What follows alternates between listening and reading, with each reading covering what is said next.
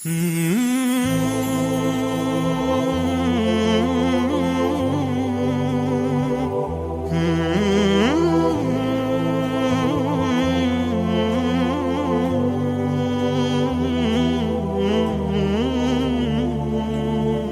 الرحمن الرحيم الحمد لله رب العالمين والصلاة والسلام على رسول الله صلى الله عليه وسلم ውድ ተመልካቾቻችን ባለፈው ፕሮግራማችን ላይ ሶስቱን የመፈጠር ዓላማዎች ተመልክተናቸዋል። የአላህ Subhanahu Wa Ta'ala ምድራዊ ወኪል መሆን ኸሊፋ የአላህ Subhanahu Wa Ta'ala ምድራዊ ወኪልን ኸሊፋ ሆኖ የሚደረግ የምድርን የማልማት ሂደት ወይም ኢዕማር አልአርድ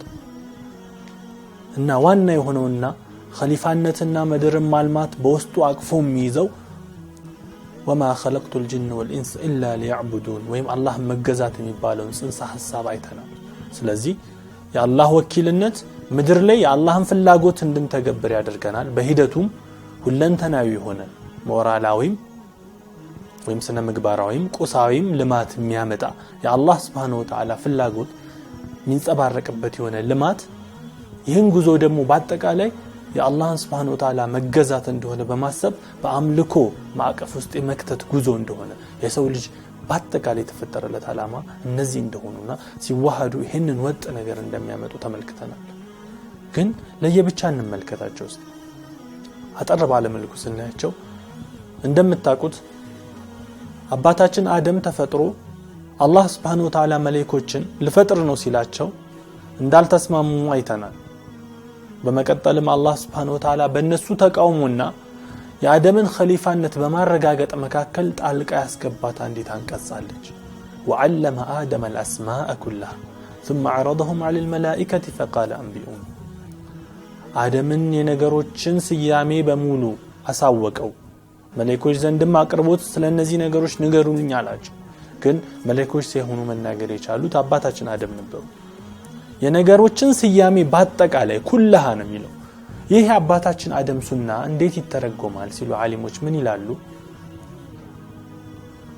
እኛን ከከበበን ፍጥረት ዓለም ከዩኒቨርስ ውስጥ ካሉ ነገሮች ጋር ሁሉ በእውቀት መቆራኘት ማለት ነው ብለው ይተረጉሙታል። ፍጥረት ዓለም ውስጥ ያሉ ነገሮችን ጊዜው ሊፈቅድልን በሚችለው በእነሱ ወደ እውቀት ልንዳረስ በሚንችልበት መንገድ ሁሉ ዩኒቨርስ ውስጥ ስላሉ ነገሮች ያለንን እውቀት በመጨመር ከዩኒቨርሱ ጋር ያለን ከፍጥረት ዓለሙ ጋር ያለን ትስስር በጠበቀና በጠነከረ ቁጥር የኸሊፋነታችን አሳይመንት እየተረጋገጠ ኸሊፋነታችንም እየተረጋገጠ ይሄዳል ማለት ነው። ምክንያቱም ይሄ የአባታችን አደም ሱና ስለሆነ وعلم آدم الأسماء كلها የነገሮችን ስያሜ ሁሉ አደም አውቀዋል። ዛሬ ላይ እንዴት ነው ዩኒቨርስ ውስጥ ያሉ እውቀቶችን የምናውቀው? በምን መንገድ ነው የምንደርስባቸው? ምናልባት ዛሬ ህይወት ስላላቸው ነገሮች ለማወቅ የሚያስችለን የተሻለ መንገድ ባዮሎጂ ሊሆን ይችላል። ምናልባት ከዚህ የተሻለ ወደ ህይወት ያሉዋቸው ነገሮች የምናጠናበት የተሻለ መንገድም ሊመጣ ይችላል። አሁን ያለንበት ዘመን ይህንን ሊነግረን የሚችል ህይወት ያላቸው ነገሮች ህይወት የሌላቸው ነገሮች ስለ አየር ንብረት ስለ አየር ንብብር ስለ አፈር ባህሪ ስለ ተራሮች በአጠቃላይ ህይወት ስላላቸው ስለሌላቸው በሂስትሪ በጂኦግራፊ በባዮሎጂ ስለ ማህበረሰብ ስለ ስነ ልቦና በአጠቃላይ ያለንን ዕውቀት በማስፋት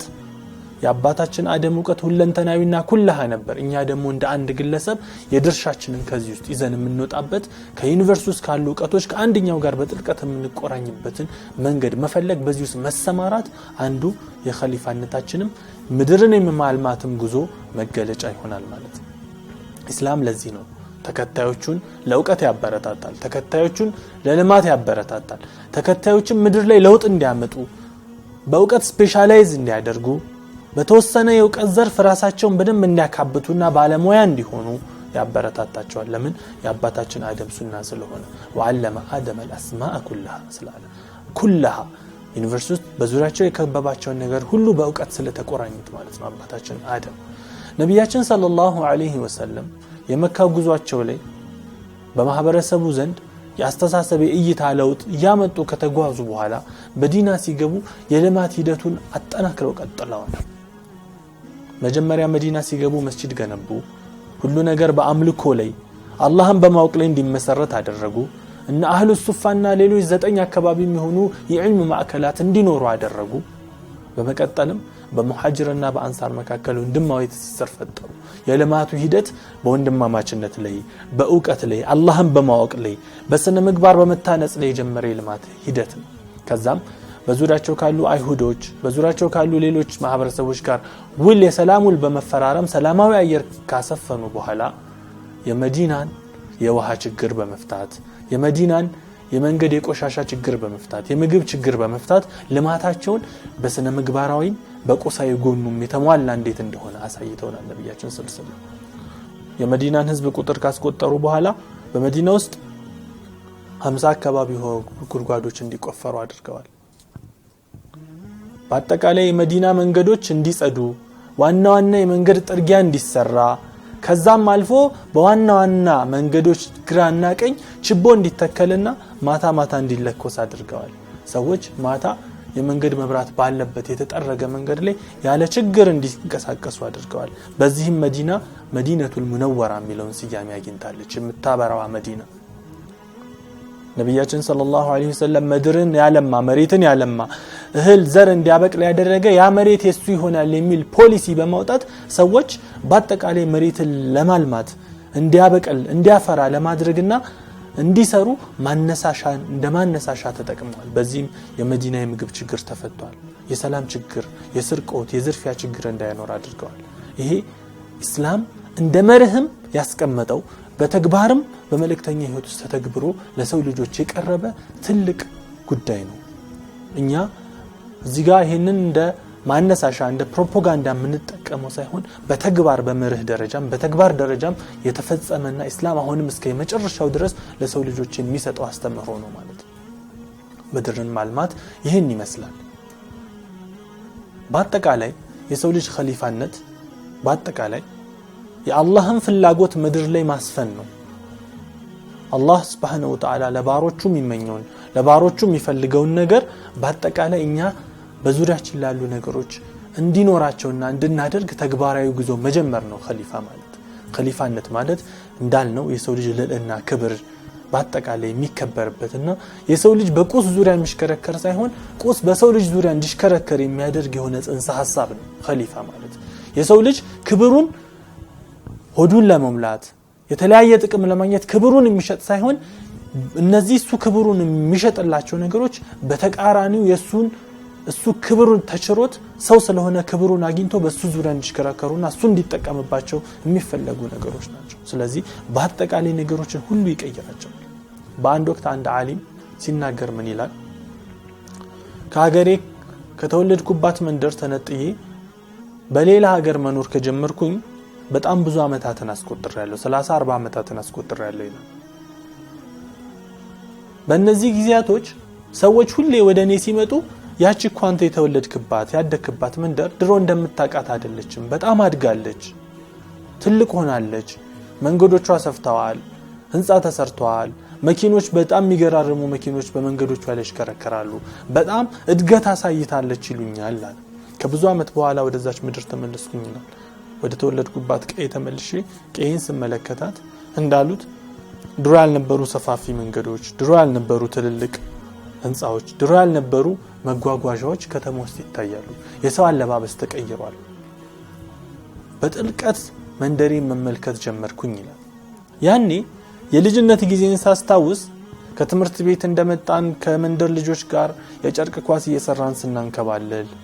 ሀብታምና ደሃ የሚባል መደብ ያልነበረበት የሰው ልጅ እንደ ሰው ልጅ ሁሉም እኩል የሆነና ህፃናት አይደሉም የአካባቢው አዋቂዎች ከህፃናቱ ጋር ተቀላቅለው ጨርቅ ኳስ የሚያንከባለሉበት ጊዜ ታወሰኛል በረመዳን ወቅት ለሊት የሱሁር ሰዓት ላይ እየዞረ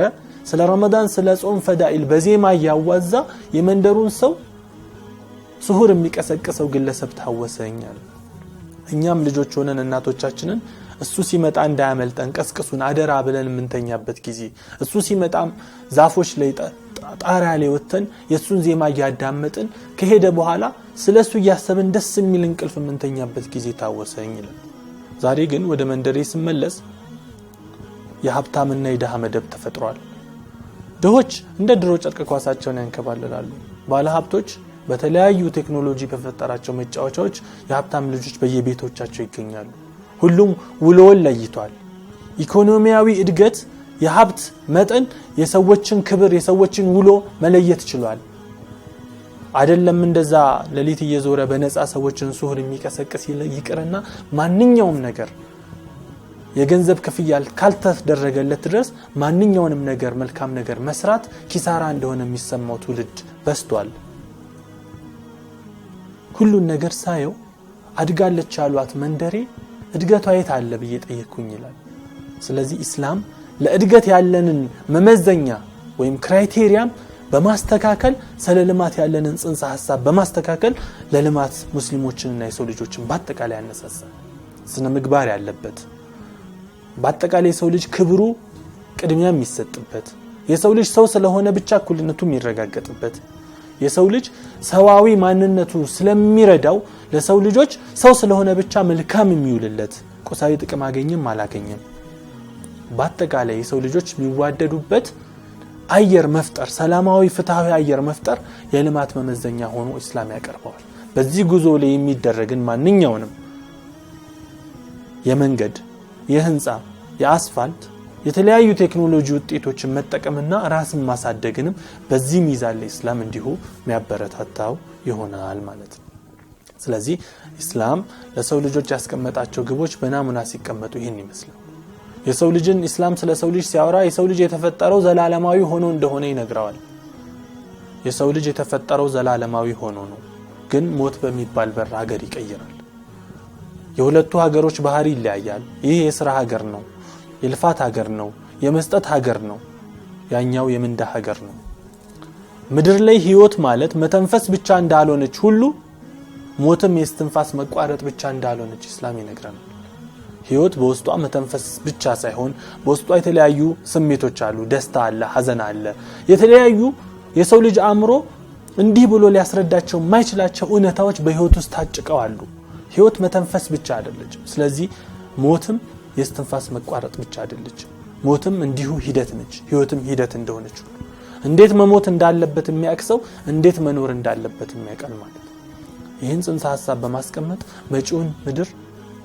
ይህንን ምድር ከመጪው ምድር ጋር ያቆራኝልናል ግብአቶችን እንዲህ ያስታውሰናል ረቢ ኢብኑ አሚር ነብዩ ሰለላሁ ዐለይሂ ወሰለም ሰሃባ ወደነዛ ታላላቅ ኢምፓየሮች ጉዞ ባደረገበት ጊዜ ክብሩን ጠብቆ ወደዛ ቤተ መንግስት በገባበት ጊዜ እናንተ የመጣችሁት ለምንድነው አላህ አላማችሁ ምንድነው ብሎ ሲጠይቀው ጀነራሉ ሲጠይቀው ረቢ ኢብኑ አሚር ለራሱ ያለው ክብር ከፍ ያለ ነበር ምንም እንኳን አጭርና ሰይፉ መሬት ሚነካ ቢሆንም ስለራሱ ያለው ሚዛን ሌላ ስለነበር ለራሱ ጥሩ ግምት ነበርውና ነብያችን ሰለላሁ ዐለይሂ ወሰለም እንዲህ በልበለው አልነገሩትም ቃል በቃል ግን የሳቸው ተርቢያ የሳቸው እነጻ የእስላምን ትልልቅ ዓላማዎች እንዲረዳ ስላስቻለው እስላምን የገለጸበት መንገድ የሚከተለው ነበር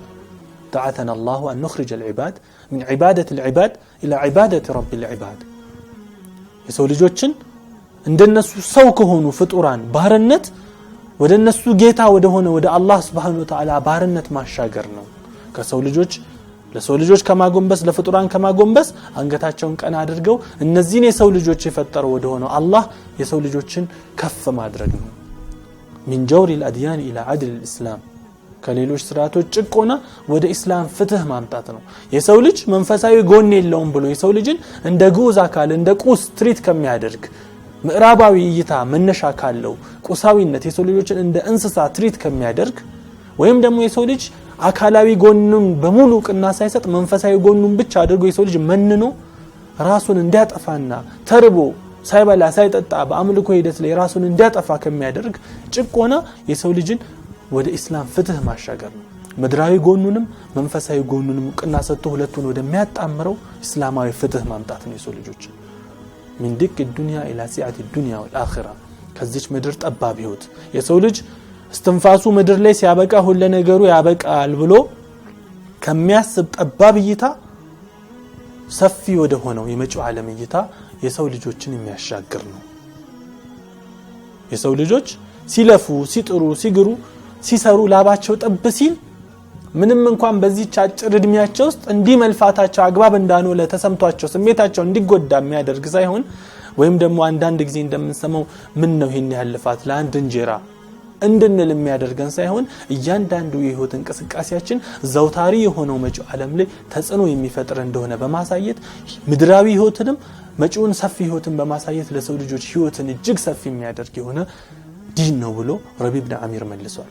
ጃዕፈር ኢብኑ አቢ ጣሊብም በመድራችን በሐበሻ ምድር ነጃሺ ፊት ቀርቦ ስለ ኢስላም ሲናገርም እንዲሁ የእስላምን ፍትህ የእስላምን እኩልነት የእስላምን ለሰው ልጆች የሰጠውን ክብር በተለያዩ አጋጣሚዎች በመናገር ይሄን ያለንን ነብይን የተቀበልነው ታማኝነቱን ማንጠረጥረው ይሄን አድርጉ ሲለን ሰማነው ተቀበልነው ብሎ የእስላምን በአጠቃላይ ግቦች አስረድቷል። እኛም የምንኖረው ለዚህ ነው። እያንዳንዱ ነገር ከዚህ ትልልቅ ግብ አንፃር ሊመዘን ይገባል እንላለን። የእስላምን ግቦች እንዲህ ካየን በኋላ በቀጣዩ ሂደት ኢንሻአላህ የእስላምን ዋና ዋና ባህሪያቶች ምን ዘረዝርበትን ፕሮግራም ኢንሻአላህ እንቀጥላለን በሚቀጥለው። والله اعلم وصلى الله وسلم على سيدنا محمد والسلام عليكم ورحمة الله وبركاته.